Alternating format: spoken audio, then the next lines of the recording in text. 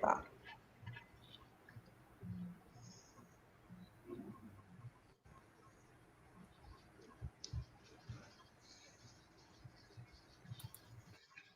Estamos todos.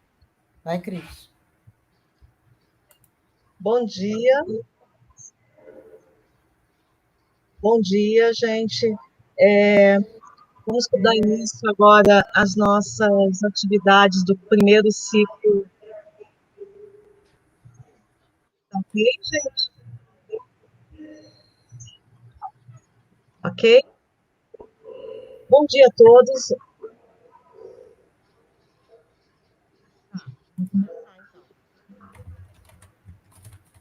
Gente, bom dia a todos. Estamos dando início à nossa atividade aqui, né, o primeiro ciclo de palestras sobre climatologia e ensino na geografia.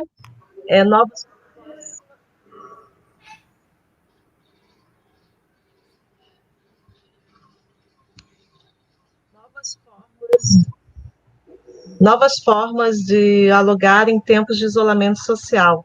É com grande alegria, né, nós aqui da Universidade Federal Rural do Rio de Janeiro, do Grupo GEA, Grupo de Estudos Integrados em Ambiente, Geografia e Ensino, né, através da coordenação minha, né, da professora Cristiane Cardoso e da professora Edileuza Dias de Queiroz. A gente agradece a presença de todos aqui. Desculpa o atraso, a gente estava com probleminhas técnicos aqui, tentando solucionar, porque a gente estava tentando fazer essa transmissão via o canal do YouTube, né?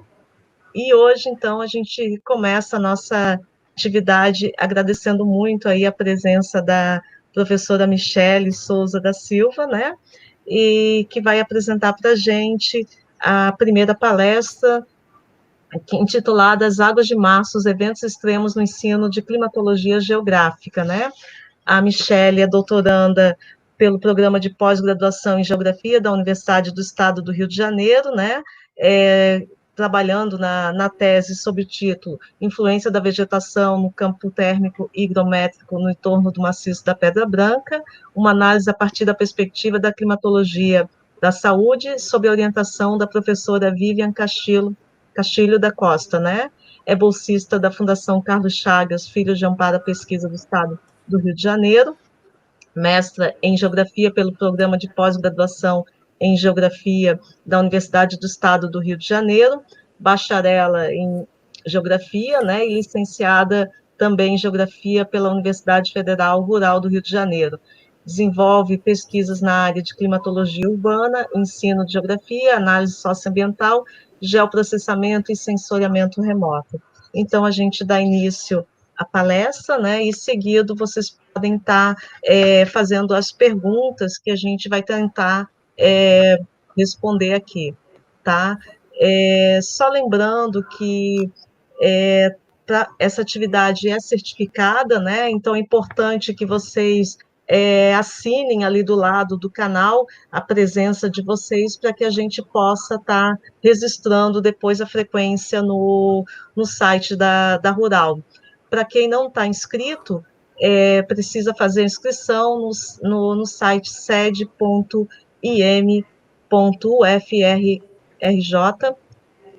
acho que é só...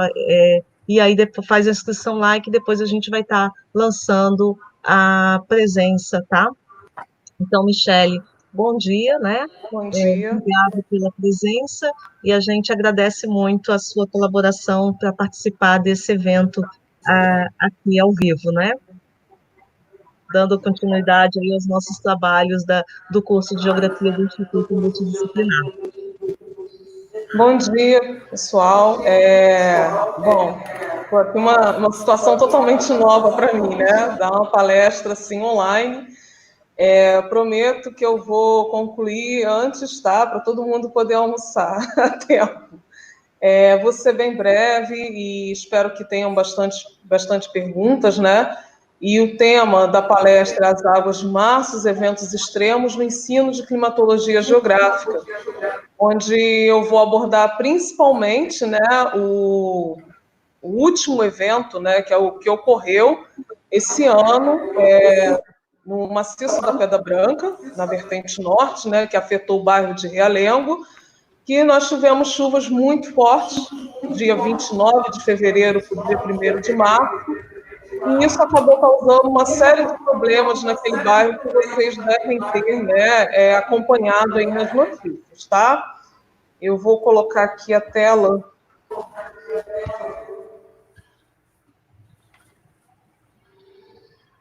Foi?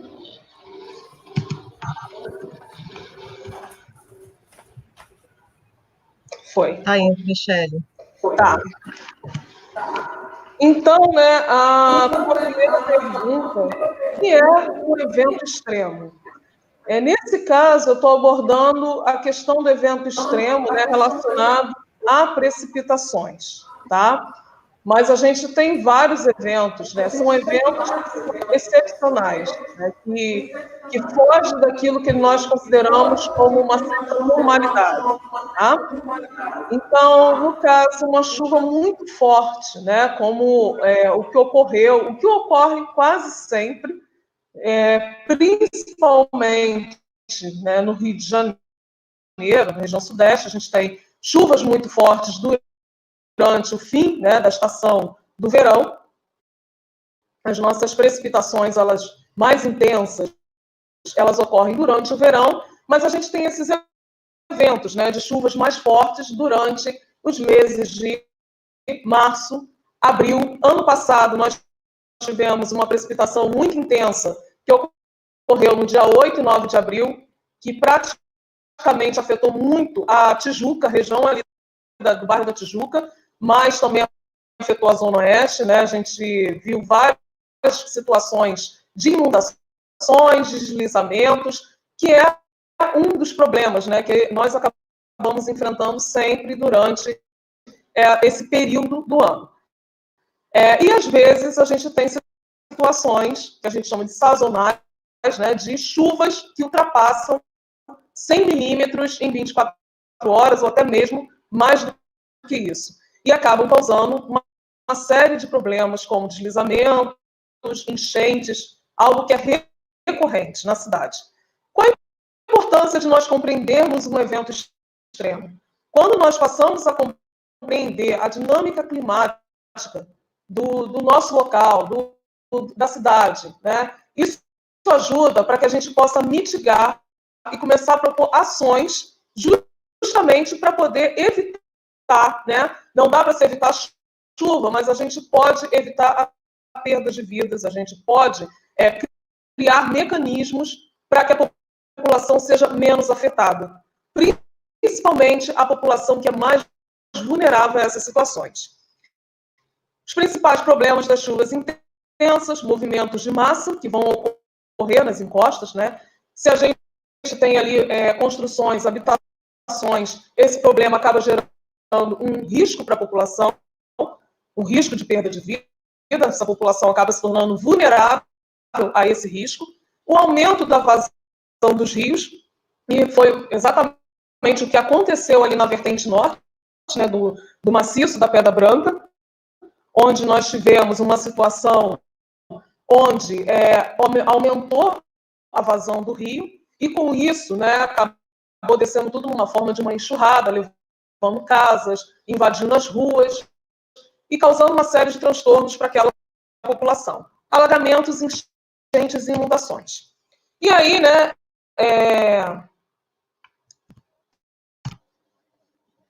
ainda não entrou aqui a outra, agora entrou. Os problemas devido aos eventos extremos no Rio de Janeiro é algo recorrente, né? Eu trouxe aqui essas imagens justamente para mostrar que não é novo, né? Essa situação de enchentes, de inundações e desses eventos não é algo novo. O que a gente pode observar nas imagens, com exceção do ônibus, né, mais antigo, a fotografia mais antiga, a gente percebe que essas situações, elas continuam ocorrendo. Nós continuamos na mesma situação.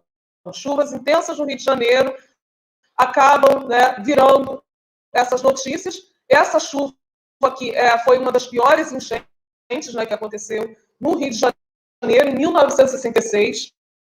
E a gente observa que pouca coisa mudou, né? Poucas coisas mudaram. Nós continuamos, hoje, né, na década atual, nós continuamos tendo essas notícias, né, de chuvas, desgraça, uma série de problemas que sempre ocorrem. A gente não sabe em qual local vai ocorrer, mas sempre está ocorrendo esses eventos. E pouca coisa é feita para tentar evitar, né, que a gente tenha perdas de vidas, que a gente tenha danos materiais, porque cada ano pouca coisa se é feita, né, pelo poder público. O poder público ele precisa fazer a sua parte para mitigar essas situações. Aqui é um evento extremo.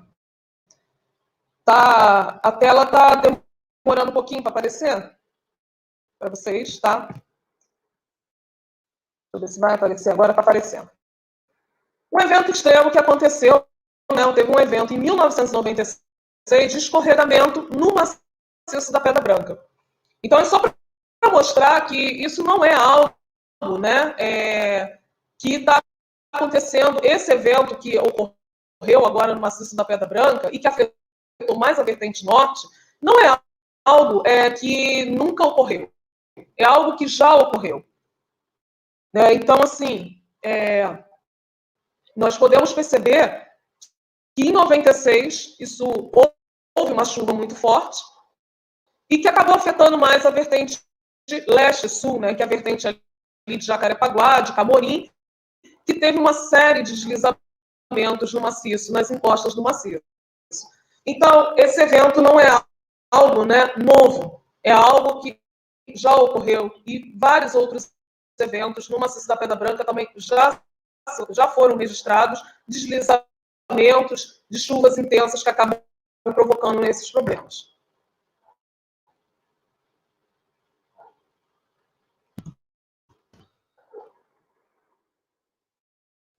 Esperando aqui. E aqui eu trouxe um mapa, né, que é de precipitação do Rio de Janeiro, para que a gente possa compreender como que se dá essa distribuição das chuvas no município do Rio. Então, a gente percebe, né, onde tem a coloração azul escuro, é onde a gente tem maiores índices, né, maior quantidade, volume de precipitação. Isso aqui considerando, né, um período de 10 anos, mais ou menos, onde a gente pode observar que a Tijuca, né, essa área aqui da Tijuca, do maciço da Tijuca, voltada, né, para a vertente do litoral, nós temos maiores volumes, né, de chuva que ocorrem nessa região. Principalmente que a gente observa os maciços, né, tanto o maciço da Pedra Branca quanto o maciço da Tijuca, eles têm uma importância vital, né, na cidade com relação à distribuição da chuva no município do Rio. Então, o que a gente observa é que próximo, né, à área do litoral, ou seja, as vertentes que são conhecidas como a barla-vento, né, ou seja, que formam uma barreira para a umidade, nós temos uma precipitação mais intensa.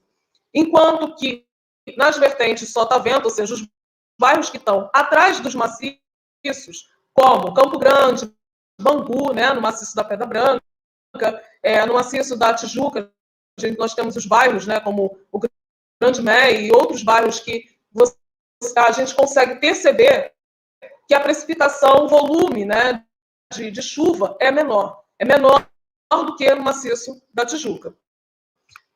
Então, é só para a gente poder entender como que se dá essa distribuição, né, e por que alguns locais acabam chovendo mais, tendo um volume, né, pluviométrico maior.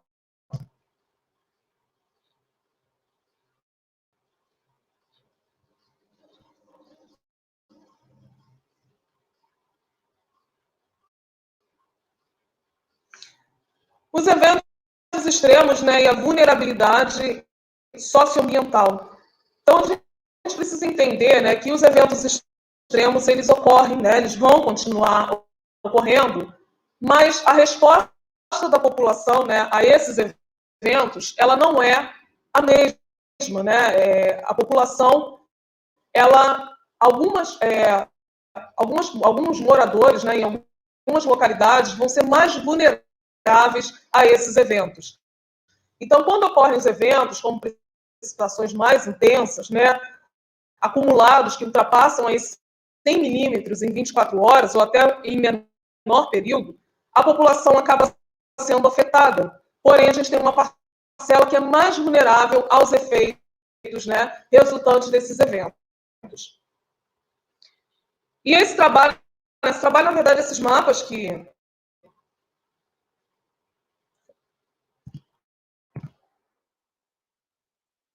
Esses mapas, né, que eu estou passando para vocês, vem de um trabalho, né, que nós desenvolvemos justamente para ver a questão de um capítulo do livro, né, de geografia e análise socioambiental, né, do nosso livro, onde nós trabalhamos essa questão da chuva em relação à vulnerabilidade da população. Então, nós desenvolvemos um mapa, né, de índice de desenvolvimento social, considerando aí os indicadores do IBGE, acesso ao saneamento básico, qualidade habitacional, grau de escolaridade e disponibilidade de renda.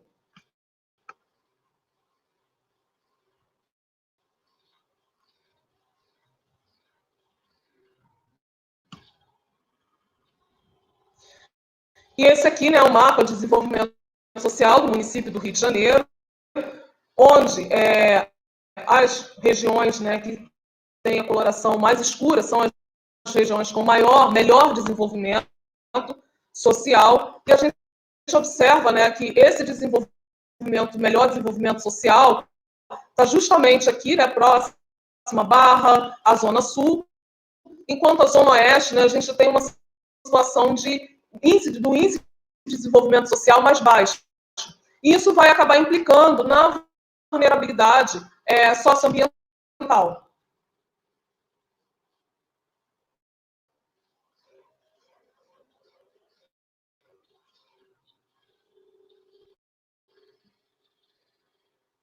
Como nós podemos observar aqui nesse mapa de vulnerabilidade, né, social, a ocorrência de inundações, ou seja, como é a resposta da população em relação a esses eventos, né, essas inundações.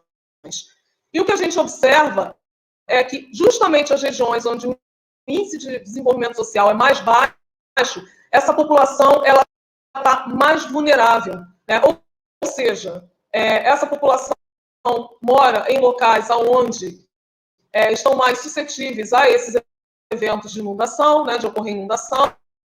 A resposta, ou seja, as moradias, elas não são tão adequadas, tão preparadas para esse tipo de situação. Então, essa população ela vai sofrer mais com esses eventos, né? E ela vai demorar mais para se recuperar depois de um evento como inundação, deslizamento, porque por conta... E aí entra, né, a própria questão do poder aquisitivo e a própria resposta também, né, da prefeitura, da ação, né, do poder público nesses locais, que a gente sabe que esses locais têm uma certa problemas de infraestrutura urbana, problemas de saneamento básico, né, e isso acaba afetando bastante o bairro, isso acaba afetando bastante essa população. E com isso, né, essa população ela vai estar mais vulnerável a esses eventos.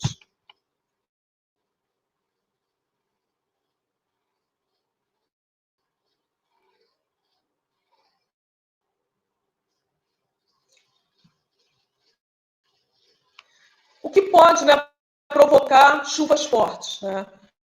O evento do dia 29/2, né, de março, segundo os dados do Alerta Rio, choveu mais de 100 milímetros em 24 horas.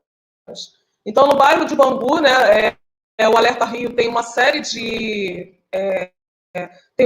pluviômetros, né, espalhados pelo município do Rio, onde faz esse controle, né, faz esse controle da precipitação. E em Bangu choveu 187 milímetros e em Santa Cruz 190 milímetros em 24 horas. Isso acaba, de certa forma, né, levando a uma série de problemas. É um volume pluviométrico muito alto e que acaba, né, aumentando a vazão dos rios, isso vai acabar provocando inundações e até mesmo, né, vai acabar provocando deslizamentos.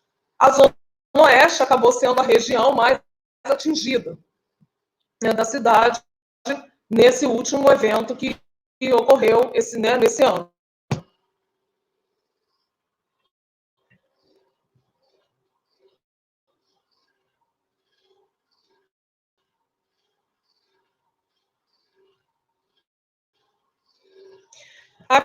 Aqui, né, são duas cartas, né, sinóticas do INPE, onde mostra o que provoca, né, esses eventos, né, o que provoca essas precipitações mais intensas. Então, a gente teve aqui, a partir, né, do dia 1º, dia 29, na verdade, que está trocada as cartas, né, um corredor, né, de umidade que se formou e veio direto, né, fez esse corredor de umidade indo para a região sudeste, né, e, nesse caso, para o Rio de Janeiro. Então, se a gente tem também aqui um sistema de baixa pressão, ou seja, se as águas do oceano próximo ao Rio de Janeiro elas estão mais aquecidas, isso acaba provocando, né, situações de precipitações. Isso contribui para que a gente tenha chuvas mais intensas, porque a gente acaba aumentando muito, né, ocorre aí um aumento da umidade, né, e com isso maior formação de nuvens, né, de chuvas, e que acabam provocando essas situações, né, de chuvas mais intensas, de chuvas mais fortes num período muito curto, né? O que é esperado para um mês acaba chovendo em menos de 24 horas.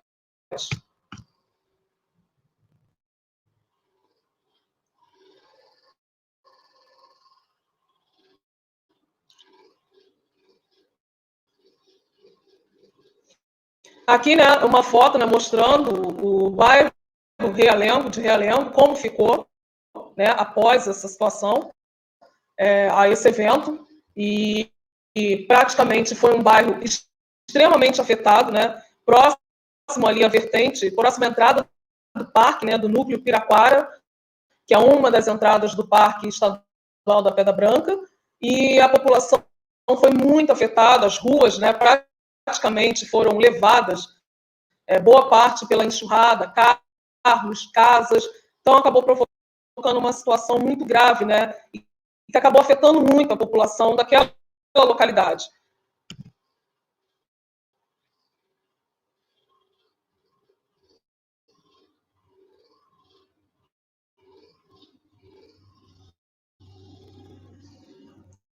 Aqui é a vertente norte, né, do bairro Realengo, onde a gente já observa, isso aqui foi feito, né, um sobrevoo com o Globocop, né, e várias cicatrizes, né, que foram de várias cicatrizes decorrentes, né, desse evento de escoamento, né, superficial de grande intensidade aqui na vertente próximo ao bairro de Realengo.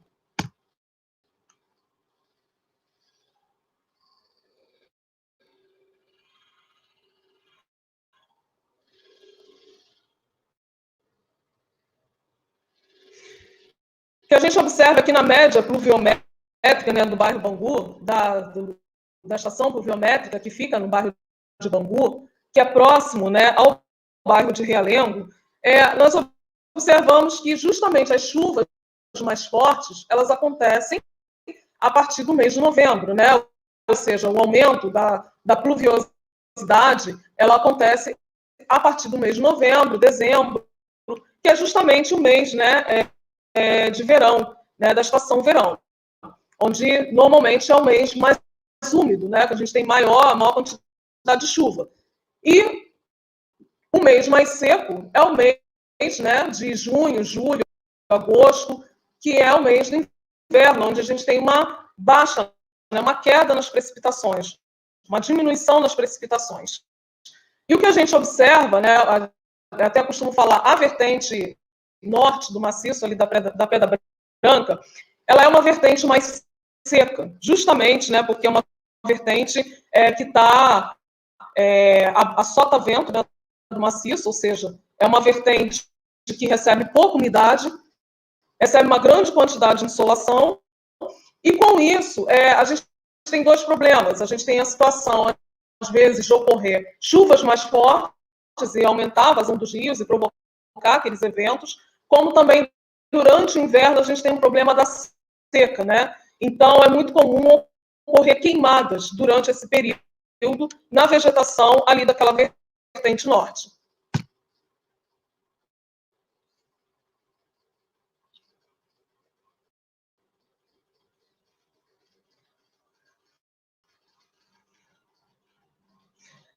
Aqui o que a gente observa, né, que cada vez mais está ocorrendo um avanço das ocupações, elas já estão entrando, né? Elas estão ultrapassando o limite da zona de amortecimento e estão entrando para dentro do parque. Cada vez mais as ocupações elas estão avançando para dentro do parque. Qual é o problema disso? É porque são áreas que não deveriam, né, não podem ter construções, justamente porque são áreas de risco também, né? Além da necessidade de se proteger, de ser uma área, uma unidade de conservação, e a necessidade de se preservar essa área, a gente também tem um outro problema, né? Que são áreas que não são propícias para a construção.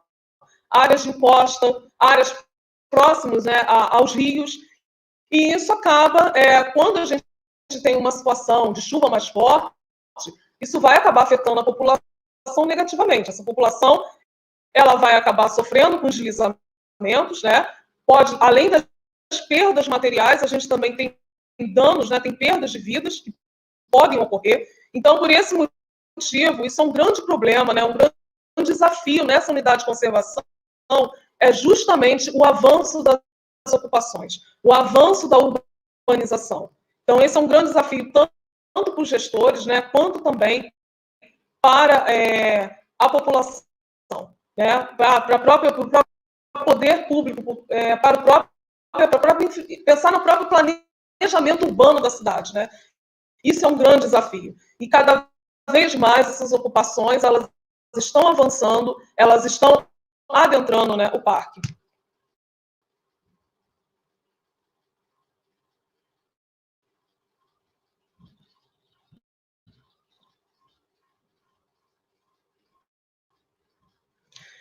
Dito isso, né, falando um pouco, né, sobre essa questão que eu quis abordar com vocês sobre o evento extremo, falar, né, sobre o que ocorreu mais recentemente, né, no bairro de Realengo, é importante porque antes da gente falar sobre como abordar esse tema no ensino de climatologia, é importante que a gente conheça, né? Então, como nós, enquanto professores, nós precisamos conhecer, nós precisamos entender, né, como que ocorrem esses eventos, entender a própria dinâmica climática, pluviométrica, né, da cidade do Rio de Janeiro. Então, até não só da cidade do Rio de Janeiro, mas de qualquer outro bairro, de qualquer outro município, qualquer outra localidade. É importante que nós, enquanto professores, tentamos, né, tenhamos essa compreensão antes de ensinar, antes de trabalhar com isso em sala de aula. Então, eu quis explicar, né, passar para vocês um evento extremo, como ele ocorre, o que ocorreu, trazendo como exemplo, né, o evento mais recente, e eu aconselho, né, que vocês sempre trabalhem com os eventos mais recentes que foram vivenciados, né, até mesmo eventos que foram vivenciados pelos nossos alunos, para que isso possa ter algo que seja significativo, né, para a aprendizagem deles.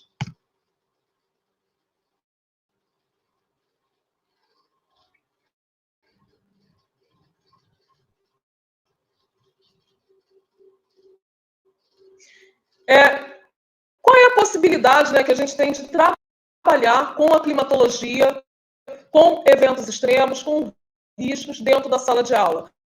Possibilidade de ampliar e tornar significativo o ensino de climatologia. A inserção do tema, né, referente aos riscos no currículo escolar. E aí eu trouxe até um trabalho, né, trechos de um trabalho que foi feito por um mestrando, por um mestre, na verdade, né, do programa de pós-graduação de Geografia da Rural, o professor Junimar Américo Oliveira, né, que ele trabalhou com essa questão dos riscos no ensino. E ele até traz, uma das citações dele, a população não está preparada para agir diante de um evento de grandes dimensões. A educação para o risco não existe nos currículos escolares, muitas vezes nem são abordadas na formação inicial dos professores. Então, a gente tem essa falha, né, diante de tantos problemas que ocorrem e que são recorrentes, né, os nossos, digamos, os nossos problemas naturais, né, a partir de eventos naturais, que no nosso caso são as chuvas fortes, isso não é abordado no currículo, isso não é abordado dentro da escola. E quando a gente começa a abordar esse tema dentro da escola, a gente começa a trazer novas possibilidades, né, para a própria população começar a pensar, começar a desenvolver um olhar em relação a esses problemas. E ele destaca, né, que o ensino de geografia, uma vez atento à educação para os riscos, pode oportunizar propostas de educação ambiental para a inclusão social que objetivem promover um encontro entre a geografia do lugar e uma educação ambiental ativa, que alerta para a realidade vivenciada pelos moradores. E aí a gente pode desenvolver com os nossos alunos, e isso também pode começar a envolver toda a comunidade, a entender e tentar pensar, né, em como a gente pode mitigar esses problemas, né? Tentar, de uma certa forma, promover uma série de situações, né, para tentar minimizar esses problemas.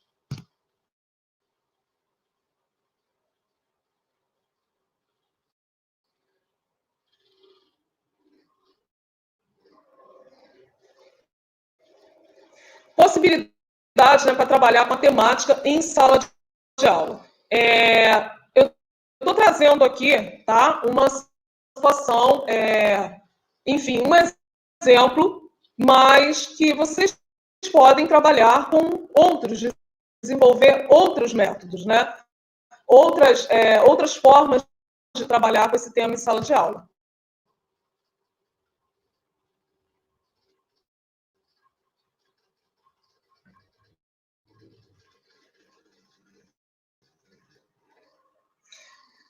E aí, né, vem como eu posso adquirir esses dados, né? Porque é importante que a gente busque, né, os locais para poder adquirir os dados meteorológicos, até mesmo para trabalhar em sala de aula. Um deles, né, é o próprio site do CPTEC INPE, onde nós temos uma série de estações meteorológicas, cartas sinóticas que podem ser trabalhadas em sala de aula, e o site, né, do Instituto Nacional de Meteorologia, que também disponibiliza uma série de dados, né, de estações meteorológicas, onde a gente pode pegar dados de temperatura, de precipitação, e está trabalhando, né?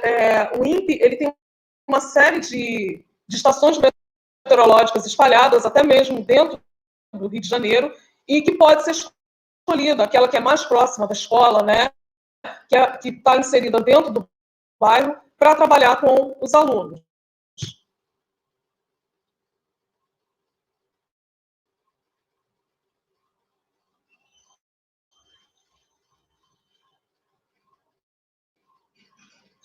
E o site do Alerta Rio, que também disponibiliza, né, os dados das estações pluviométricas, né, uma série de dados de chuva que estão espalhados, né, pelo município do Rio de Janeiro e que podem ser trabalhados dentro da sala de aula. Então, eu deixo aqui também o site do Alerta Rio para que vocês possam pegar, né, inclusive tem relatórios até mais antigos, né, da GEO Rio, relatórios de 98, e que mostram, né, até mesmo algumas situações que já ocorreram, né, de eventos de chuva mais forte, bairros que foram afetados. Então, o site do Alerta Rio, ele é bem interessante para ser trabalhado em sala de aula.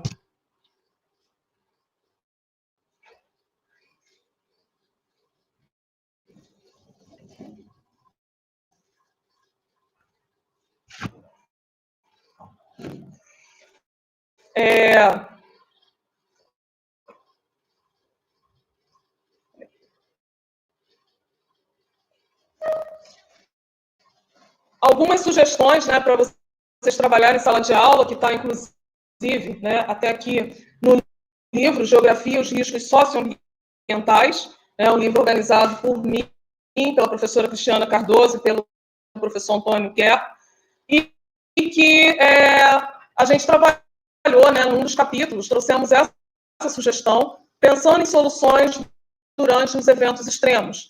E assim nós escolhemos, né, a chuva que ocorreu na cidade do Rio de Janeiro, no dia 8 e 9 de abril. Inicialmente, né, é necessário realizar uma revisão dos assuntos relacionados ao tempo e clima, com os alunos, relevo, hidrografia, para depois prosseguir com as atividades, né?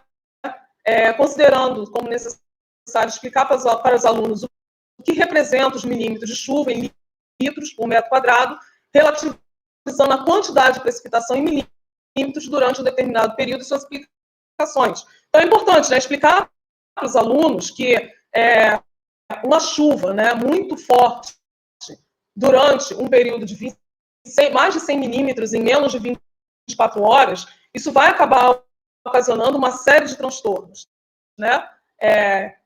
E aí trabalhar com isso, né, com os alunos, tem uma equação que pode se fazer, né, para que os alunos possam entender quantos milímetros de chuva representa, quanto que é o volume disso, né, por metro quadrado.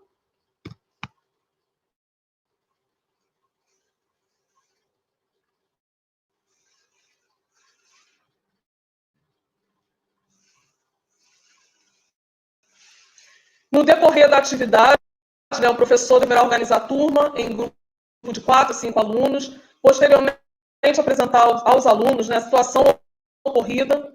Para isso, podem ser utilizados dados do Instituto de Meteorologia, no caso do Rio de Janeiro, os dados da Estação Pluviométrica do Alerta Rio, e com isso, né, trazer também as informações que foram divulgadas, né, nas mídias, nos jornais, através dos sites, e com isso, né, estabelecer com os grupos para que eles possam analisar esses dados, né, em conjunto com outros dados.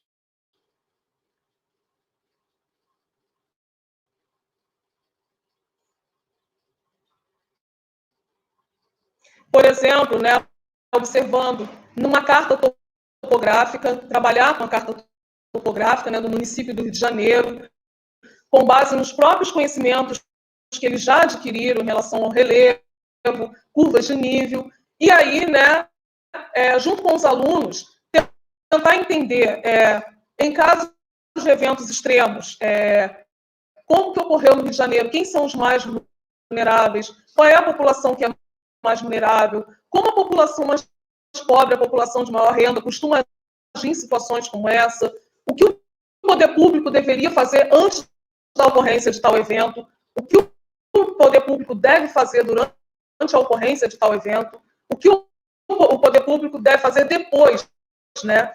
Qual o papel dos moradores na participação e planejamento em relação à ocorrência de episódios de chuvas extremas na cidade.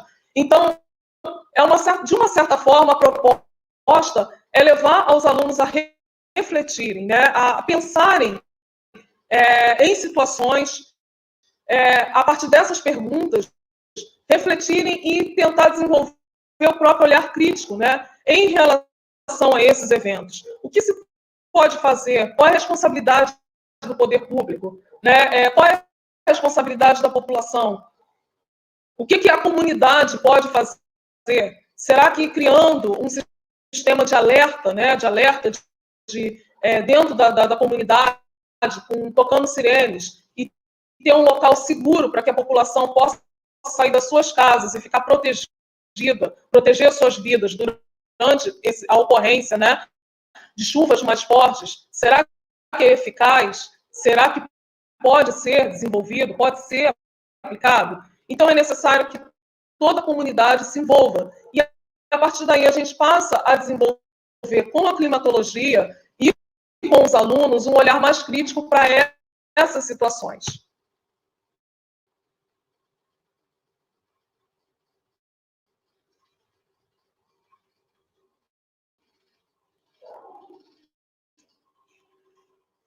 Trabalhando os riscos, né, que podem ocorrer durante as chuvas mais fortes, traz possibilidade de estímulo ao pensamento crítico. Então, a gente sai daquela... os alunos compreendem tempo e clima, saindo daquela decoreba habitual. Né? Ou pior, né, muitas das vezes, a climatologia, e até a gente pôde... Nós constatamos isso num curso que nós fizemos, né, eu e a professora Cristiane Cardoso, um mini curso que foi feito em 2015 com os professores da rede estadual e municipal de geografia, onde nós trabalhamos com a climatologia no ensino. E muitos professores relataram que pulavam, simplesmente passavam, né, pulavam a disciplina de climatologia, o conteúdo de clima, porque não conseguiam dar, né, não conseguiam desenvolver aqueles conteúdos que estavam no livro didático para os alunos. Ou muitos professores acabam se limitando apenas a trabalhar com o livro didático, ou fazer com que os alunos pintem, né, pintar mapas de diferentes tipos climáticos, e acaba se resumindo a climatologia que a gente trabalha no 6º ano, né, do ensino fundamental, e agora, com a reforma curricular, pouco se trabalha com a geografia no ensino médio, mas na antiga, né, na antiga proposta curricular, nos PCNs, a climatologia ela entrava no 1º ano do ensino médio. Agora, pouco se trabalha com a geografia. E nós trabalhamos no 6º ano com os alunos, e muitas das vezes a gente fica só naquilo, né, de pintar os mapas dos tipos climáticos, e os alunos pouco compreendem, né, o que está ocorrendo, até mesmo pouco compreendem o que são esses tipos climáticos. Então, é necessário que a gente traga novas propostas, né? Tente trabalhar com conteúdos e com temas que estão mais relacionados com a própria vivência do aluno, trazendo significado para aquele ensino. E também entra aí, né, uma questão da gente começar a refletir em como a climatologia ela também é ensinada na graduação, no ensino superior. O que nós podemos fazer para ressignificar e trazer uma climatologia que também possa fazer sentido para os alunos de graduação? Né? A gente até brinca, a climatologia muitas das vezes ela é o terror, né? Dentro dos cursos de graduação. Os alunos têm muita dificuldade em compreender. Então, qual é o nosso papel? O que a gente pode fazer, né, para tentar trazer um melhor ensino, proporcionar um melhor ensino na graduação, para que isso possa também se refletir nos professores, né? Na nossa atuação como professores, dentro da escola, dentro do ambiente escolar. Então, é essa proposta, né? Algo que tanto eu quanto a professora Cristiane Cardoso e outros pesquisadores, né? Vários pesquisadores que a gente tem aí pelo Brasil, nas universidades brasileiras, e que também vem tentando, né, trazer propostas de ensino de climatologia que possa ser significativo, que possa fazer sentido para o aluno, né, para que o aluno possa compreender cada vez melhor, e também, né, de certa forma, como a gente pode tentar trazer uma climatologia também que faça sentido dentro da universidade. Então, essa é uma das propostas, e até mesmo a gente abre aí, né, para os estudantes de geografia, né, para que a gente possa começar a pensar juntos em como a gente pode trazer uma climatologia que ela seja significativa dentro da universidade e também na escola, né, para os alunos.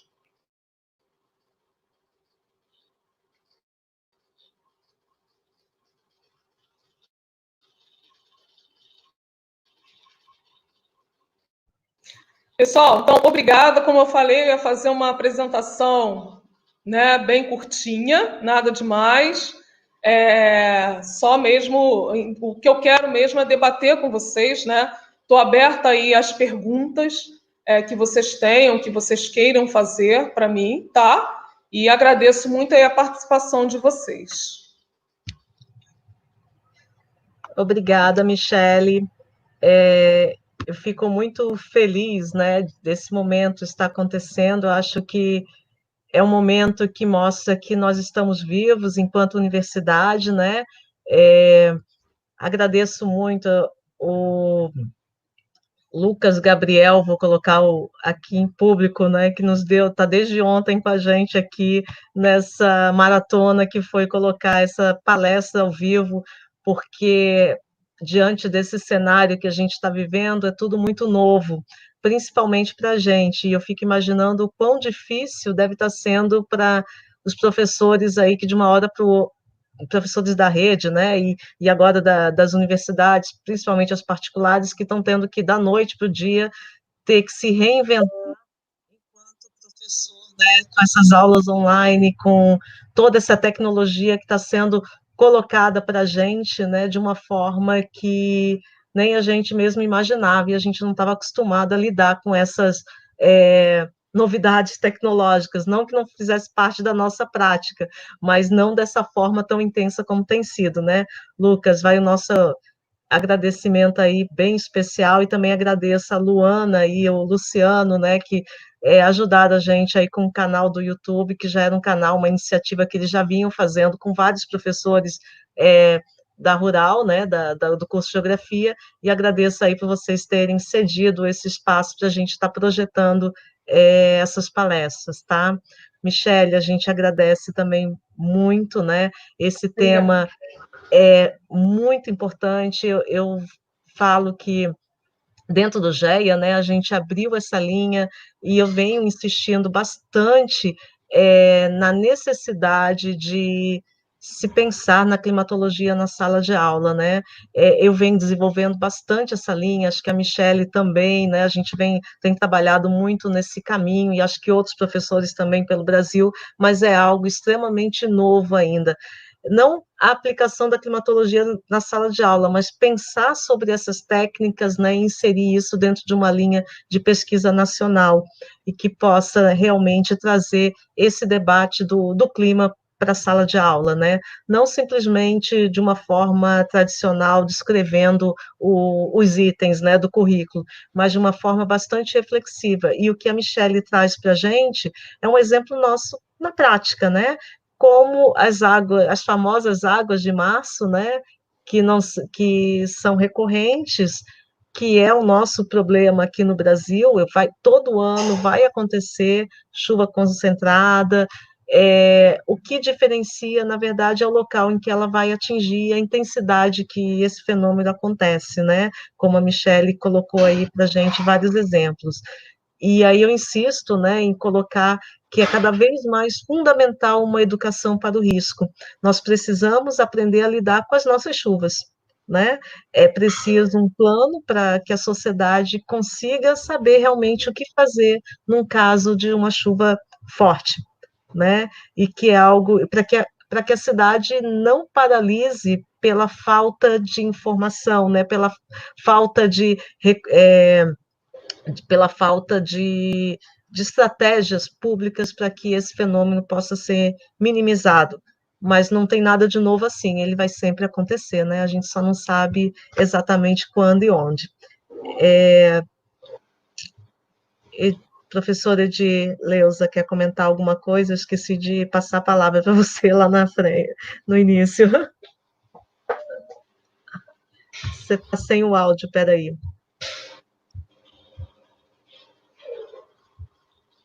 Edi, está sem o áudio. Foi. Oi? Bom dia, sejam todos bem-vindos, né, alunos de graduação, professores que já estão na sala de aula, né, quem já começou há algum tempo, quem está começando agora. Então, sejam todos bem-vindos. Esperamos que essas palestras possam ajudar a repensar de alguma forma o que a gente tem trabalhado na sala de aula, né? Então, assim, parabéns. E parabéns também para esses professores que estão, como a Michelle falou lá no início, né, reaprendendo, refazendo o seu pedagógico no dia a dia.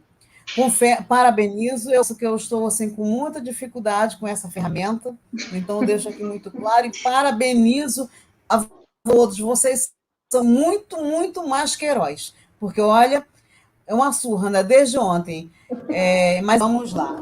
Então, parabéns, Michele, é uma trilha extremamente cativante, né? A Michele e a Cris vêm trabalhando essas temáticas no Instituto Multidisciplinar para professores da rede já há algum tempo, não é? Eu participei lá nos idos de 2012, 2013, quando elas também apresentaram palestras para os professores da rede, né? E é um tema extremamente relevante, extremamente cativante, só que a Michelle apontou muito bem. Nem sempre nós estamos preparados para trabalhar isso na sala de aula. O Rafael, que está conosco aqui participando, ele colocou assim uma frase que eu acho que tanto as duas podem falar um pouco sobre isso. Ele diz que trabalhar com a climatologia no ensino fundamental é extremamente complicado. Então, acho que seria legal vocês debaterem um pouquinho isso, né? Essa realidade que o Rafael vem trazendo para a gente. Eu não sei se ele já é professor, eu não sei se ele é licenciando, enfim, ele não diz aqui, mas ele traz esse depoimento que é uma realidade, né? Porque eu também fui professora da rede durante mais de 2 décadas, então eu sei que traumatologia é muito difícil, de fato, né? São muitos entraves, mas seria bom que você falasse um pouquinho sobre isso. Gente, só colocando ali, vocês podem fazer perguntas que a gente está acompanhando aqui e a gente vai repassando para a Michele, tá? Pode ir digitando e a gente vai. E disse, eu não sei se você tem o controle, mas se você apertar na pergunta e colocar o show, ela vai aparecer para você, para a gente aqui. Sim, sim. Essa tem do Rafael e tem da Simone Rodrigues, que eu falo daqui a pouco, depois que vocês debaterem. Do Rafael conseguir colocar. Ótimo. Depois você coloca da Simone Rodrigues, tá? Eu não consigo colocar. Simone, sou professora de geografia e considero muito pertinente suas propostas de ensino. Não, acho que lá não fala mais também. Considera que houve omissões do poder público em fiscalizar. É para a Michelle especificamente. Com planejamento escolar, compreendo quem são nossos alunos, independente do grau de escolaridade. Conseguiremos avançar no estudo de climatologia com ferramentas essenciais de ensino. Aí ela continua. É importante debatermos também essa formação docente na educação básica. Muito boa palestra. Deixa eu ver se a Simone.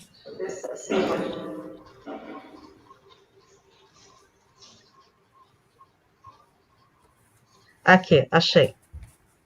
Michele, você considera que houve omissão do poder público em fiscalizar e tomar providência nas construções irregulares na vertente do maciço da Pedra Branca? É essa, Edi? Tá. Acho que a gente já tem um conjunto aqui, quem puder vai mandando que a gente vai anotando aqui e eu vou passando para a Michele. Se você precisar que retome alguma pergunta, Michele, você me avisa que eu volto aqui. Só para avisar que a gente já chegou a 56 pessoas visualizando a palestra. Que bom. Então, eu respondo? Pode responder. Tá. Então, eu vou responder aqui primeiro a da Simone e depois eu respondo as outras, né, que estão relacionadas com o ensino. Com relação à omissão do poder público, sim, Simone, tem alguns problemas que é importante a gente entender com o maciço da Pedra Branca. Primeiro que, assim, a gente está no... Michele, só uma coisa, você está com o seu celular perto? Não, eu até tirei do YouTube.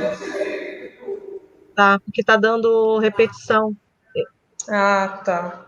Mas eu tirei, desliguei aqui. Eu tirei do meu aqui. Tá. Tá dando para ouvir? Tá tranquilo? Então tá.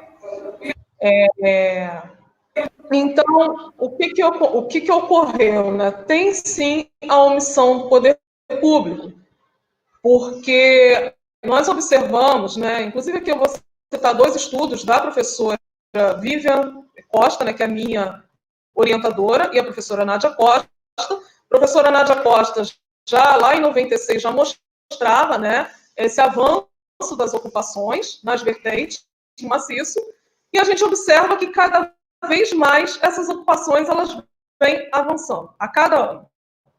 Né? Eu acho que quem acompanhou a reportagem que ocorreu, né, uma reportagem, não, várias reportagens, mostrando o quê? Que novas construções estavam acontecendo ali no maciço da Pedra Branca.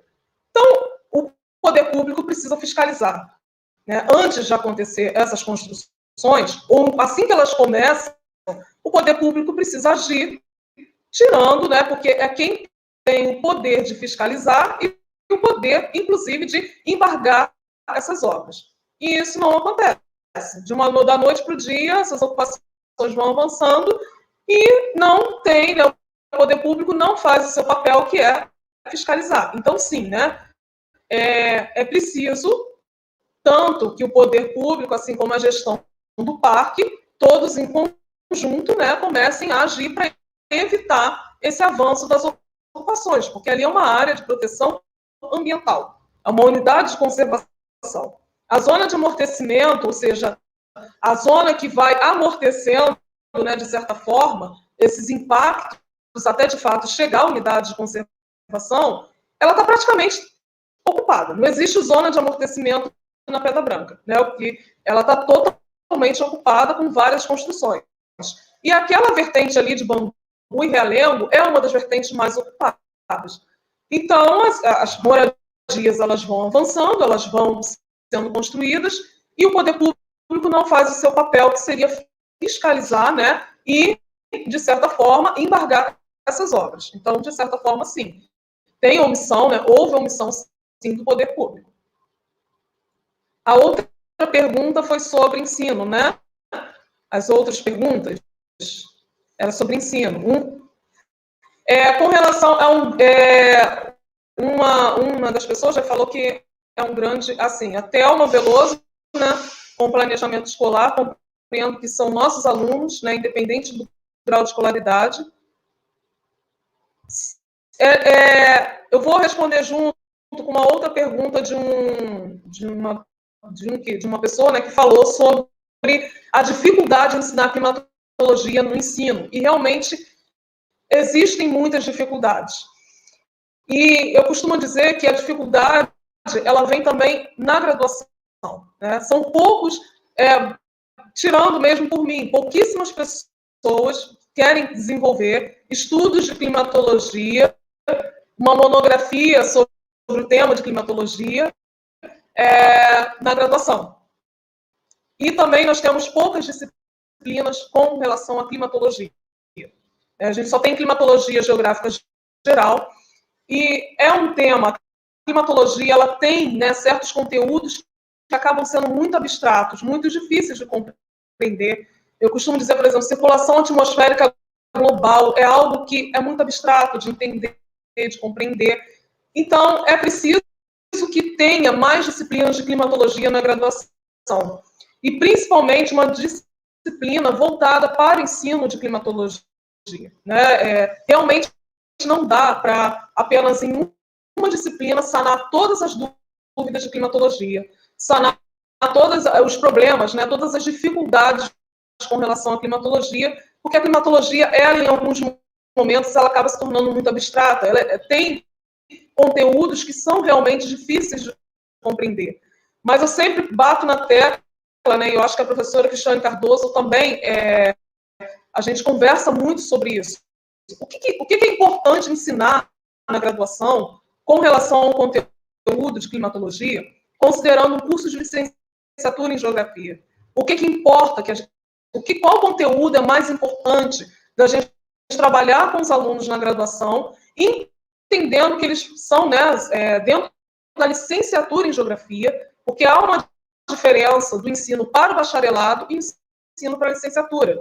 O que importa que esse licenciando aprenda, compreenda, para que ele possa desenvolver depois na profissão dele, dentro da sala de aula, com o sexto ano, né, que climatologia entra mais no sexto ano do ensino fundamental, depois ela aparece no sétimo ano, né, mas a gente trabalha mais, a base é realmente no sexto ano. Então, o que importa? O que a gente pode desenvolver? Né? Quais disciplinas a gente pode começar a criar dentro da universidade para facilitar a compreensão dos alunos, para que eles possam ensinar bem? Porque se você não aprende bem aquele conteúdo, né, na graduação, você não vai conseguir ensinar bem também. Né? Então, o que importa entender, o que importa aprender? Então, acho que cabe para a gente uma reflexão nossa, enquanto professores, enquanto pesquisadores, o que a gente pode fazer para que a climatologia ela possa se tornar mais interessante, mais significativa na graduação e dentro do ensino, né? E com relação também, né, a questão de ferramentas, e aí vem, né, uma série a importância que tem os próprios programas e projetos de pesquisa dentro da universidade que trabalham com o ensino, porque a gente começa a desenvolver metodologias, e a metodologia ela pode ser a partir dos jogos, né, que facilita a compreensão dos alunos, as metodologias elas podem ser diferenciadas, né? Eu trouxe durante a minha palestra uma proposta de trabalhar a climatologia com relação aos riscos, aos eventos extremos, mas isso não é uma receita de bolo, que a gente vai apenas aplicar essa proposta. A gente pode, enquanto professor, entender que mesmo que a gente saia da graduação, nós continuamos sendo professores e pesquisadores. E quando você na sala de aula, enquanto na sua profissão docente, mesmo ali na sala de aula, desenvolve um jogo diferente com o seu aluno, uma proposta, uma metodologia diferente para ensinar o conteúdo, você está fazendo pesquisa. Você está desenvolvendo uma pesquisa. Então, isso é muito importante, que a gente saia da graduação entendendo que nós somos professores e professores pesquisadores, que temos que estar em continuidade com relação à nossa formação, né, enquanto docente, e também como produtores, né, de pesquisas e de métodos para o ensino de climatologia, para o ensino de geografia de forma geral, né, não só a climatologia. Eu acho que eu respondi, né, de todos. Tem outra pergunta ali, mas antes eu vou fazer um complemento ali, que eu estou aqui me coçando também. Claro. Gente, isso que a Michelle falou é fundamental, né? Eu sempre bato nessa tecla da questão da formação inicial e da formação continuada dos professores em qualquer área, né? E quando a gente pensa em climatologia, olhando para os currículos, é muito, inclusive do nosso curso, né? É muito assim desesperador ver que o nosso professor em formação tem uma disciplina no seu currículo. Quando a gente fala do nosso curso ali do IEM, ainda me dá uma sensação um pouco mais confortável, porque a gente tem aquele leque de disciplinas, né, optativas ou de livre escolha, que o professor consegue, no curso, né, fazer com que a sua formação possa ser direcionada para alguma área. E eu fico muito feliz quando eu pego uma turma de climatologia aplicada ou a de climatologia e ensino, que a gente tem 10, 15 alunos, né, cursando essa matéria. Não é só para o bacharelado, mas é a pegada que a gente também dá na licenciatura, né? E é um complemento no processo formativo. Mas a gente tem que ver também que existe uma carga horária X né, do curso de graduação, e a gente tem que dar conta, né, que a geografia, como essa ciência que vai abrindo caixinhas e caixinhas, a gente é obrigada a dar conta de uma série de disciplinas, e esse é um dos motivos dessa dificuldade da inserção de uma disciplina a mais dentro do currículo como obrigatória. Mas isso faz falta lá na frente. Faz falta porque, justamente dentro do processo formativo, né, Quando a gente esbarra na climatologia do livro didático, na climatologia dos currículos oficiais, a gente encontra uma climatologia completamente descritiva e descontextualizada de uma realidade.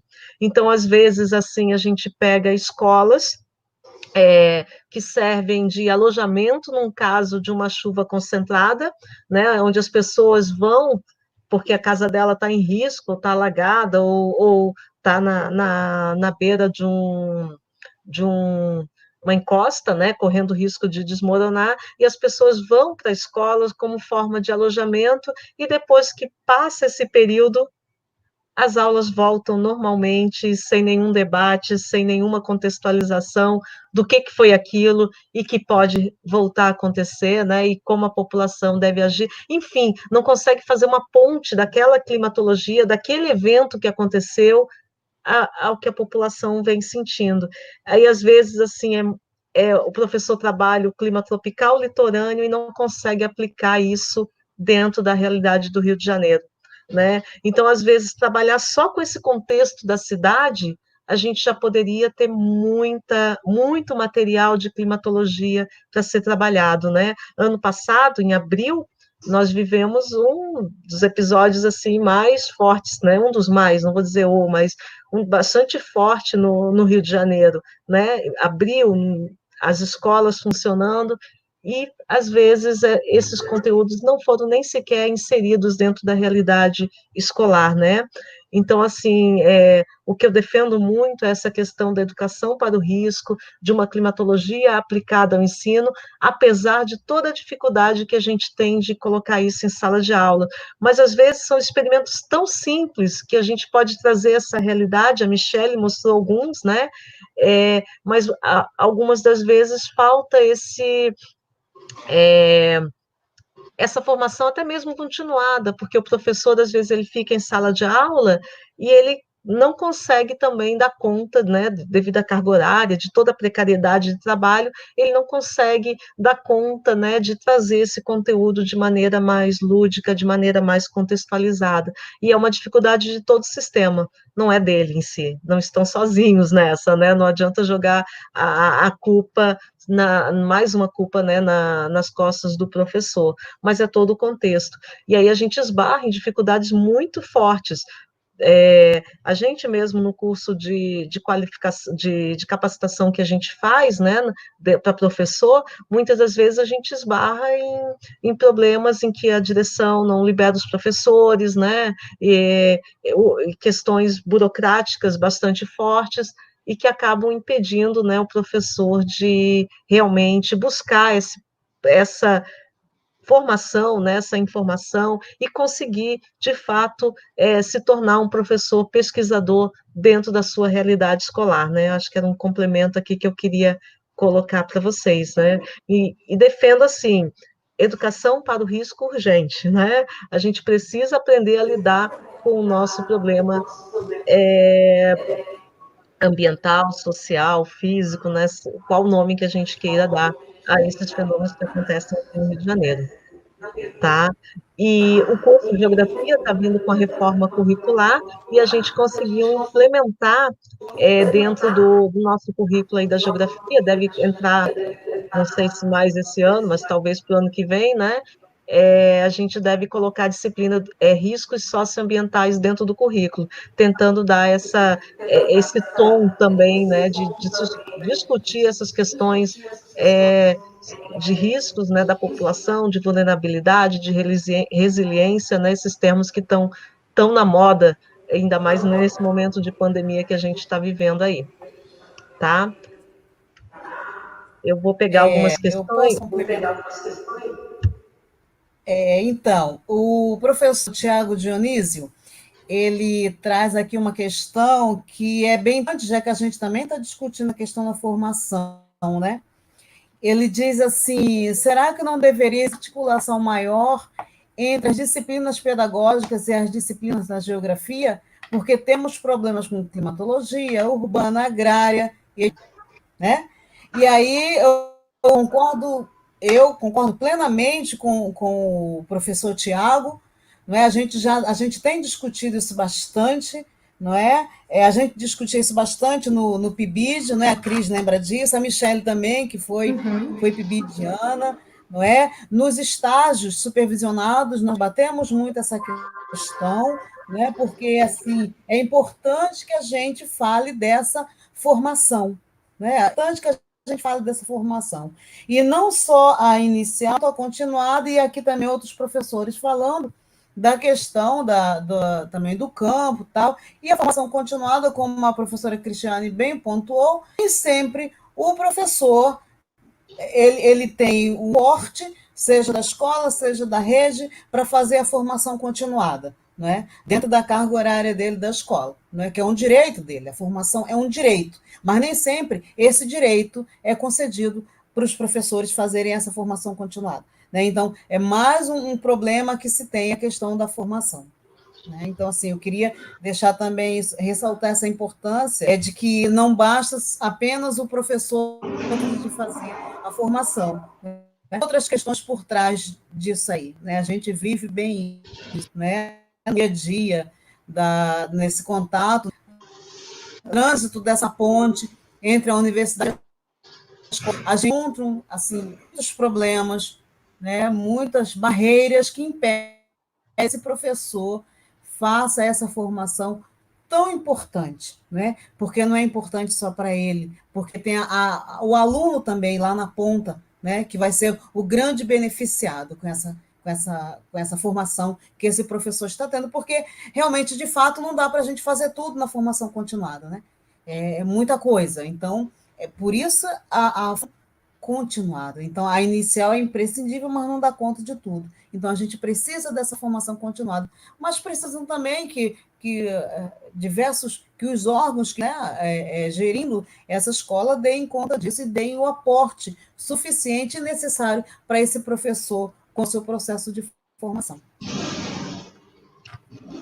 Eu coloquei várias questões aqui, fui pontuando, Michele, não sei se você conseguiu ver, mas dá um panorama geral, senão eu vou voltando aqui.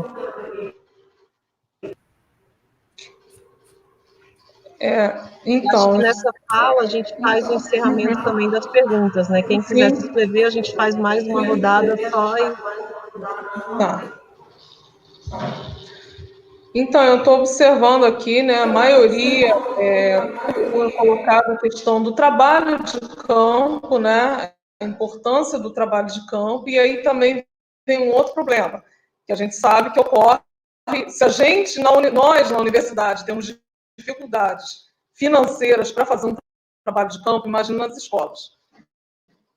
Mas eu costumo dizer que às vezes a gente não precisa, né, ir tão longe num trabalho de campo. Realmente, eu acho que não tem jeito. Vamos trabalhar com a realidade. O que a gente tem de realidade, apesar das dificuldades financeiras, as escolas têm uma série de dificuldades, a gente sabe.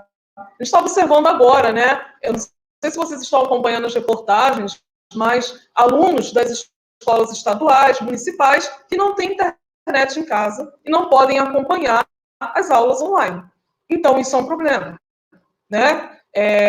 Existe uma série de fatores. Então, eu costumo dizer, vamos tentar trabalhar com o que nós temos. Às vezes, não precisa fazer um trabalho de campo tão longe.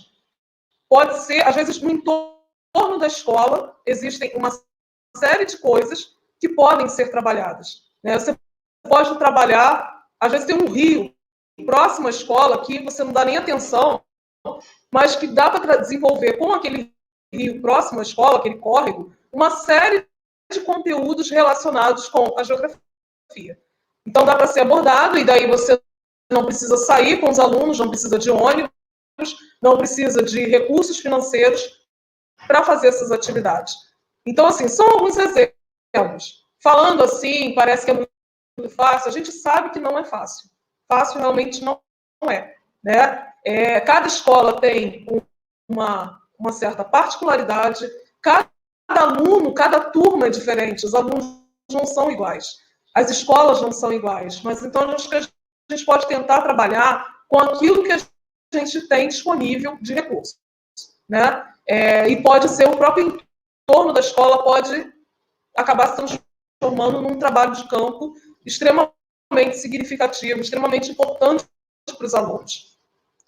Outras perguntas, né, com relação à inserção da transposição didática, né, do problema mesmo, né, que a gente acaba tendo, de tentar até mesmo passar para os alunos a questão mesmo pedagógica, né? Existe uma situação dentro da universidade, que alguns alunos até falam, da questão da própria pedagogia, da forma, né, de ensinar. É um desafio, né? Eu sou professora, não sei se foi nesse sentido a pergunta, né? Eu estou como professora no ensino superior, né? Tanto como mediadora de distância no CEDESG, mas sou professora na Faculdade de Educação da Baixada Fluminense, da UERJ, em Duque de Caxias. E para mim é um desafio, né? Como professora, como que eu vou... Eu estou num curso de licenciatura em Geografia, e toda vez que eu vou para a sala de aula, eu tento, né, ensinar de uma forma que fique compreensível para os alunos e que eles também possam depois desenvolver na sala de aula. Mas não é fácil, é um desafio também para mim. Às vezes eu acerto, às vezes eu erro, e é isso, né? Eu acho que é a continuidade. A gente vai estar sempre tentando, o importante é tentar e é buscar formas de ensinar, né? Formas que possa o conteúdo ficar compreensível para o aluno. Nem sempre a gente vai acertar, nem sempre vai dar certo, né? Nem sempre a aula vai ser perfeita, mas eu acho que o importante é que a gente não desista, né? De tentar oferecer uma educação de qualidade para os nossos alunos. Eu não sei se teve... Agora eu me perdi aqui nas perguntas. Não sei se teve outras. Uma falou da questão da dificuldade tanto de transpor para a sala de aula a questão da geologia e da climatologia, realmente, né? Essas disciplinas da geografia física, como geologia também é bem abstrata, né? Bem complicado de ensinar, né?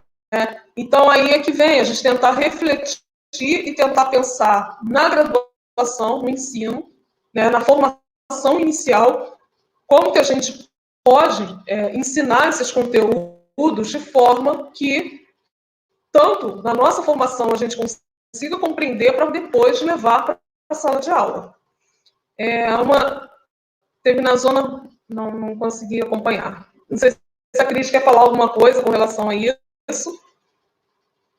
A zona rural, eu acho mais fácil trabalhar climatologia.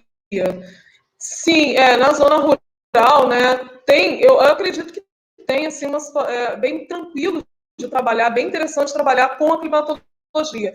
Mas na zona urbana também, porque um conteúdo que é pouco desenvolvido no ensino de climatologia é a questão dos problemas climáticos relacionados à urbanização. Ilhas de calor, né?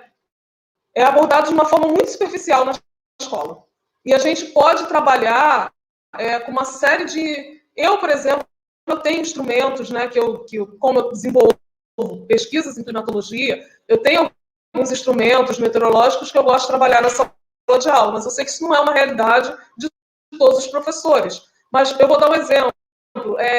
Tem um trabalho interessante da professora Ercília Torres, que ela fala sobre a questão da sensação térmica, que você pode desenvolver com os alunos, não precisa de instrumento, a questão da sensação térmica, né? Dentro do ensino de climatologia. Isso está totalmente relacionado com microclimas que são desenvolvidos e com a ilha de calor. Então, é uma das formas, né? Existem várias pesquisas e trabalhos que são desenvolvidos com relação ao clima urbano na sala de aula. Cris, eu não sei se você quer comentar alguma coisa, ou Edileuza. Eu acho que eu não sei se eu respondi tudo. Eu acho que deu conta ali, Michele. É isso, gente.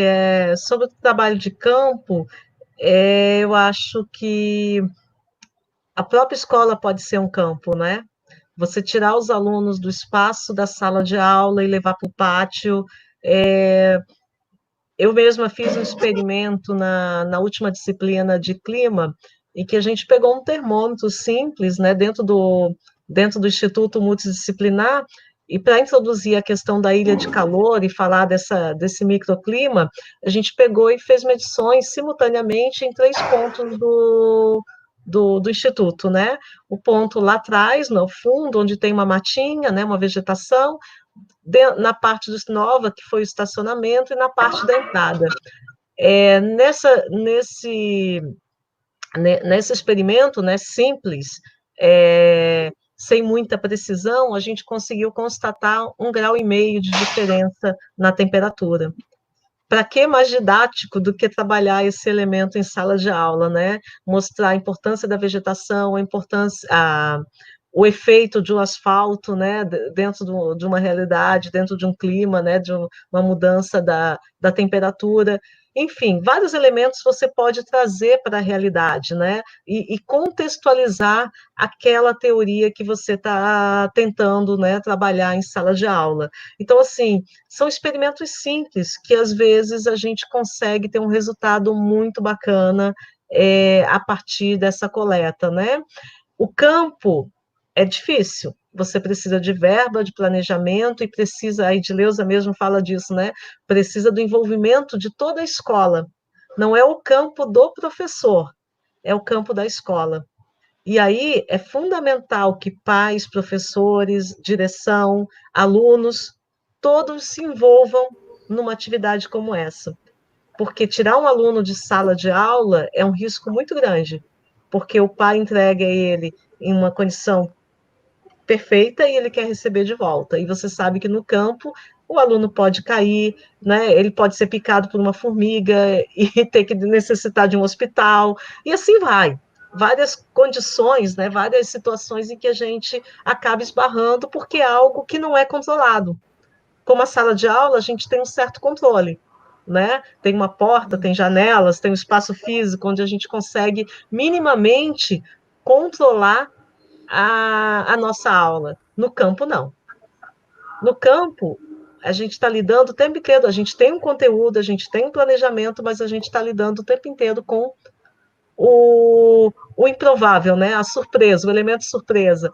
O elemento surpresa pode ser até mesmo um conteúdo que se apresente ali e que a gente, de repente, nem pensou nele, e de repente algum aluno chama a atenção e a gente vê naquela oportunidade uma possibilidade de trabalhar um conteúdo novo, né? Então, são os elementos que o campo apresenta para a gente, e são fantásticos. Mas a gente defende também, se tiver verba, tiver condição, perfeito. Mas se não tiver, a gente não pode paralisar. A gente deve também fazer essa atividade, até mesmo faça uma medição embaixo de uma árvore e no asfalto, no estacionamento da escola, ou na frente da escola, né? Façam essas comparações, vamos coletar chuva, o que significa 50 milímetros de chuva no intervalo de 24 horas? O que significa 54 milímetros no espaço de um mês? Né? 54 milímetros num mês, a gente tem uma estação quase seca, enquanto 54 milímetros numa horas, a gente tem provavelmente botes sendo instalados pela cidade, né? Enfim, comecem a comparar esses dados, né? É uma dificuldade, porque até mesmo o professor, às vezes, ele não conseguiu esse tipo de formação e esses links, nessa aplicação entre o que se vê na universidade e o que se vê na escola. A gente sempre fala, né, dos tempos diferentes. Existe um tempo da universidade e um tempo da escola, e a gente precisa lutar cada vez mais para que esses tempos se aproximem, que a teoria e a prática caminham junto, e acho que essa é uma grande briga minha, uma grande briga da Edileuza, né, Michele, em que a gente tenta aproximar esses diferentes tempos e fazer com que esse diálogo ocorra, né? Não através de muros, e sim através de pontes, né? Entre a universidade e a escola. Então, os eventos que a gente trabalha nessa tentativa de aproximação, a gente tem visto bastante resultado. Né? O PIBID foi uma experiência maravilhosa. A gente ficou anos nele, e vamos voltar agora, se está tudo certo, né? mas aqueles momentos em que a gente também saía da escola e trazia os alunos para dentro da universidade foram fantásticos, né? Nos aproximávamos, né, dessa realidade escolar. E assim, né, todo aluno, estudante da graduação, num processo formativo, né, para ser professor, deveria passar pelo PIBID. E a gente defende tanto esse programa. E não só o PIBID, mas também os estágios, né, as residências. Porque a gente consegue dar um tom bem diferenciado, que é o momento em que o aluno consegue, de fato, enquanto ele está no seu processo formativo, né? E a gente brinca, ali é o momento até mesmo de errar para poder avançar, né? Para poder se corrigir. Depois que você é formado, é você e mais você. Ali você tem um professor da universidade, você tem, né, no PIBID ou no estágio ou na residência, você tem um professor da universidade, você tem um professor da escola te apoiando. E é um momento de formação mesmo. Edi, você ligou o som ali, né? Tá querendo comentar também. Liguei. Então, vocês sabem que, quem me conhece, a educação é o que me move, né? E assim, só retomando o que eu falei lá no início, eu tenho dificuldade com essa tecnologia, com essa distância, porque eu sou do toque, eu sou do presencial, né? Então eu gosto de estar junto, de estar do olho no olho, mas tem também esse lado positivo da gente estar trazendo para o debate esses professores que, né, nem sempre têm a oportunidade de estarem conosco, né? Então, assim, também é um meio, uma ferramenta que a gente está se encontrando, está aprendendo, engatinhando, da gente estar mais próximo desses professores. Então, eu fico, assim, também feliz por isso, de estar, assim, podendo, de uma certa forma, dialogar professores, né? Com quem está, de fato, lá no dia a dia, lá no chão da escola, lá, né, naquele momento mesmo, onde você não pode nem piscar, né? Então, de falar da importância disso, eu já estou até caminhando lá para o final, mas por que eu estou falando isso? Porque nós temos uma série de palestras e eu não sei se está acessível a todo mundo, eu não sei se a Cris colocar isso A gente vai divulgar novamente, né? Até acertando o nosso caminho aí para a transmissão. Isso. Então, nós vamos cada semana uma palestra falando da questão o ensino como central, as diferentes áreas. Aí começamos hoje com a climatologia, com a nossa prata da casa, com a Michele, né, que foi um dos nossos orgulhos hoje, né, que começou com a Cris, não começou conosco, mas eu posso dizer comigo também, porque quando eu era professora ainda da rede, né, a Michele era uma pibidiana, não é? Então, assim, estar sempre com a Michele é sempre extremamente prazeroso. Assim, a gente acompanhar as pessoas, extremamente bom. E acompanhar as pessoas na educação não tem preço, né? A educação que é essa ferramenta fundamental aí para que a gente consiga continuar aí a viver dia a dia. Não é? Então, assim, a minha palavra é só essa de pedir aí para a Cris, para que possa fazer aí uma divulgação aí maior das nossas próximas palestras.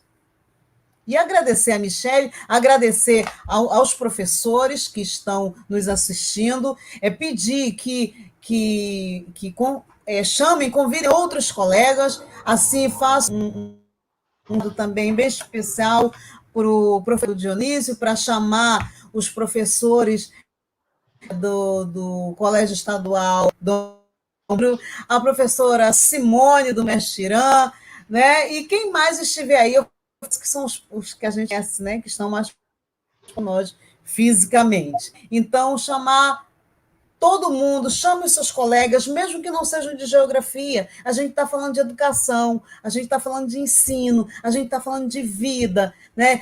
É um conforto para nós. A gente ouvir o outro, a gente se ouvir, a gente ter um momento da gente se expressar, como eu costumo falar, de um ombro. Então, assim, chamem os colegas, chamem todos, tá certo? Para que a gente possa conversar. Enquanto a gente não consegue falar, né? Isso a gente vai se falando aí online com as nossas dificuldades. Demoramos a entrar, porque já foi explicado lá no início, todos estão, né? Não vamos dizer, eu sei, não. Todos estão aprendendo. Um pouco mais, outros sabem um pouco menos, caso, né? Mas todos aí nesse caminho aí aprendendo contato à distância. Né? E a galera do CEDERJ, eu vi que tem gente do CEDERJ também, eu também sou coordenadora de uma disciplina do CEDERJ, né? Então o pessoal do CEDERJ sabe mais do que ninguém como é essa questão online. Né? Então, cheguem, chamem seus amigos, às 10 da manhã. Tá bom? Então é isso que eu quero dizer. Sejam muito bem-vindos e chamem mais pessoas. Queremos mais pessoas nesse momento de discutir, da gente conversar, da gente debater sobre educação. É isso. Gente, obrigada. Gente, agradeço bastante, né? Estão fazendo perguntas aqui sobre a próxima palestra. A próxima palestra a gente vai cadastrar entre hoje e amanhã. Vai ser na terça-feira que vem, às 10 horas da manhã, com a professora Marilza Santos da Silva, né? Os desafios do ensino de geografia na perspectiva inclusiva em tempos de isolamento social. Nós vamos ter uma série de palestras, né? São 7 palestras, na verdade, a primeira já foi, então a gente tem 6 ainda para frente, né? Até o 9 de junho, sempre à terça-feira, às 10 da manhã. E intercalando, né? A próxima vai ser mais ligada à questão do ensino, mas também com essa pegada da climatologia. Aí no dia 12 a gente tem o professor da UERJ, Antônio Oscar da Silva Júnior, né? Relação do clima e espaço no Rio de Janeiro, derivações, impactos e perspectivas. No dia 19, a Luana Nóbrega, desenvolvendo competências socioemocionais a partir de experimentos em climatologia. Dia 26 de maio, Geografia, Climatologia e Riscos, diálogos para as práticas pedagógicas aplicadas ao ensino, com o Lucas e a Mariana. Dia 6, nós temos Ensino de Geografia e Climatologia, com o Tiago Dionísio. E 9 de junho, contribuições da Geografia, do Clima e o Ensino de Geografia Física com a Núbia, que é da UFRJ. Então, assim, são várias palestras que a gente tem nesse primeiro ciclo e já estamos pensando no segundo ciclo. Espero que a gente não precise, porque a gente está com uma expectativa de que tudo volte ao normal. Quer dizer, normal a gente sabe que não vai voltar, né? Mas o mais breve possível. E acho que esse momento que a gente está vivendo é um momento de rupturas, né?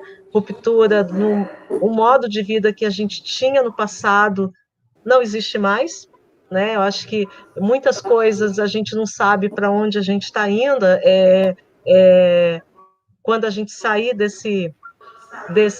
dessa ruptura, né? A gente vai conhecer um outro mundo lá fora. E eu espero que seja melhor.